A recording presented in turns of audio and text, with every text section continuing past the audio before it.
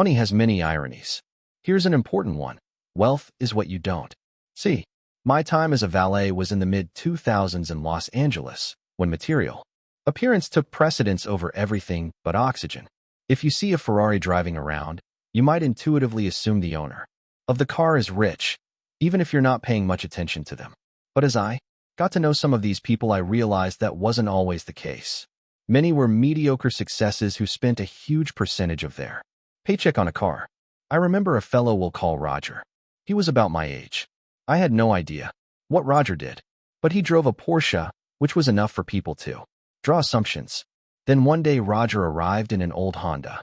Same the next week, and the next. What happened to your Porsche? I asked. It was repossessed after defaulting on his car loan, he said. There was not a morsel of shame. He responded like he was telling the next play in the game. Every assumption you might have had about him was wrong. Los Angeles is full of Rogers. Someone driving a $100,000 car might be wealthy, but the only data point you have about their wealth is that they have $100,000 less than they did before they bought the car, or $100,000 more in debt. That's all you know about them.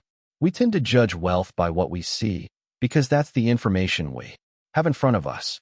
We can't see people's bank accounts or brokerage statements, so we rely on outward appearances to gauge financial success. Cars, homes, Instagram photos. Modern capitalism makes helping people fake it until they make it a cherished industry. But the truth is that wealth is what you don't see.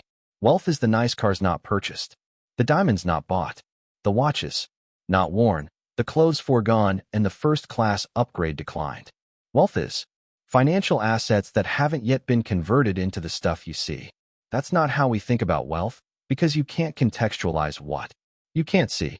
Singer Rihanna nearly went bankrupt after overspending and sued her financial advisor. The advisor responded, was it really necessary to tell her that if you spend money on things, you will end up with the things and not the money? Superscript 3. You can laugh, and please do. But the answer is, yes, people do need to be told that. When most people say they want to be a millionaire, what they might actually mean is, I'd like to spend $1 million. And that is literally the opposite of being a millionaire. Investor Bill Mann once wrote, there is no faster way to feel rich than to spend lots of money on really nice things. But the way to be rich is to spend money you have, and to not spend money you don't have. It's really that simple. Superscript 3. Superscript 1. It is excellent advice, but it may not go far enough. The only way to be wealthy is to not spend the money that you do have. It's not just the only way to accumulate wealth, it's the very definition of wealth. We should be careful to define the difference between wealthy and rich. It is more than semantics. Not knowing the difference is a source of countless poor money decisions. Rich is a current income. Someone driving a $100,000 car is almost certainly rich, because even if they purchase the car with debt, you need a certain level of income to afford the monthly payment. Same with those who live in big homes. It's not hard to spot rich people. They often go out of their way to make themselves known. But wealth is hidden. It's income not spent. Wealth is an option not yet taken to buy something later. Its value lies in offering you options, flexibility, and growth to one day purchase more stuff than you could right now. Diet and exercise offer a useful analogy. Losing weight is notoriously hard, even among those putting in the work of vigorous exercise. In his book, The Body, Bill Bryson explains why. One study in America found that people overestimate the number of calories they burned in a workout by a factor of 4. They also then consumed, on average, about twice as many calories as they had just burned off. The fact is, you can quickly undo a lot of exercise by eating a lot of food, and most of us do. Exercise is like being rich. You think, I did the work and I now deserve to treat myself to a big meal. Wealth is turning down that treat meal and actually burning net calories.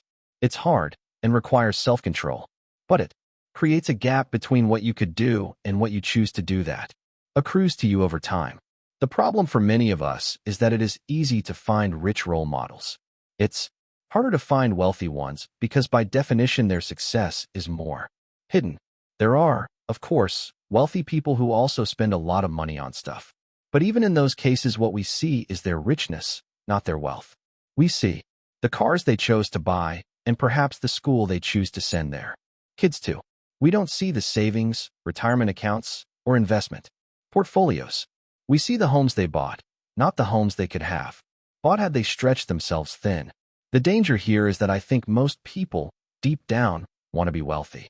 They want freedom and flexibility, which is what financial assets not yet spent can give you. But it is so ingrained in us that to have money is to spend. Money that we don't get to see the restraint it takes to actually be wealthy. And since we can't see it, it's hard to learn about it. People are good at learning by imitation. But the hidden nature of wealth makes it hard to imitate others and learn from their ways. After he died, Ronald Read became many people's financial role model. He was lionized in the media and cherished on social media. But he was nobody's financial role model while he was living because every penny of his wealth was hidden, even to those who knew him. Imagine how hard it would be to learn how to write if you couldn't read the works of great authors. Who would be your inspiration? Who would you admire? Whose nuanced tricks and tips would you follow? It would make something that is already hard even harder. It's difficult to learn from what you can't see, which helps explain why it's so hard for many to build wealth. The world is filled with people who look modest but are actually wealthy, and people who look rich who live at the razor's edge of insolvency. Keep this in mind when quickly judging others' success and setting your own goals. If wealth is what you don't spend, what good is it? Well, let me convince you to save money.